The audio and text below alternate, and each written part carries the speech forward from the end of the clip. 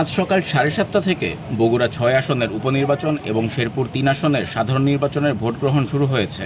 Ballot পেপারের মাধ্যমে এই ভোট গ্রহণ চলবে বিকেল 4:30 পর্যন্ত।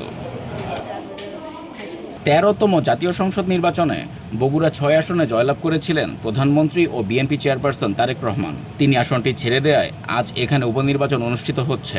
সকাল থেকে ভোট গ্রহণ শান্তিপূর্ণ থাকলেও কেন্দ্রগুলোতে ভোটার উপস্থিতি চোখে পড়ার মতো কম। মোটামুটি ভালো, কিন্তু আপনার ভোটারের উপস্থিতি একটু কম। তাছাড়া সব কিছুই মোটামুটি আলহামদুলিল্লাহ ভালো।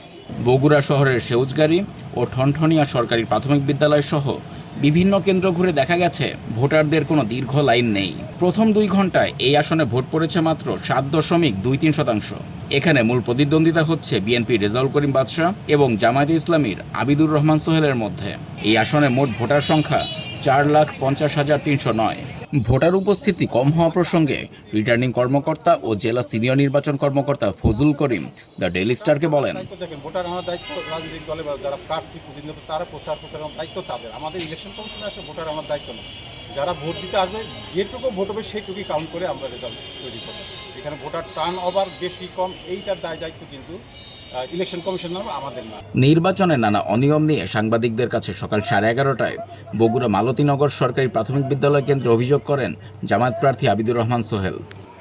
বিভিন্ন কেন্দ্রে ভোট সৃষ্টি করে ভোট শেষ হওয়ার আগে একটা ইঞ্জিনিয়ারিং এর মাধ্যমে ভোট চুরি নয়, ভোট ডাকাতি নয়, পুলিং এজেন্ট,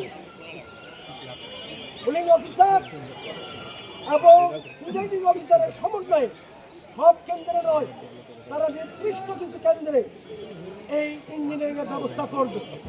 অন্যদিকে জাতীয় নির্বাচনের ঠিক আগে জামাত প্রার্থীর মৃত্যুর কারণে শেরপুর 3 আসনের ভোট পিছিয়ে দেওয়া হয়েছিল। আজ সেই আসনে সাধারণ নির্বাচন অনুষ্ঠিত হচ্ছে। এখানেও মূল লড়াই হচ্ছে বিএনপির মাহমুদুল হক রুবেল এবং জামায়াতে ইসলামীর মাসুদুর রহমানের মধ্যে। 128টি কেন্দ্রে এই আসনে 4,09,806 জন ভোটার ভোট দেবেন। এখন পর্যন্ত কোথাও কোনো অপ্রীতিকর ঘটনার খবর পাওয়া যায়নি। তবে বেলা বাড়ার সঙ্গে সঙ্গে ভোটার উপস্থিতি বাড়বে কিনা সেটি এখন দেখার বিষয়।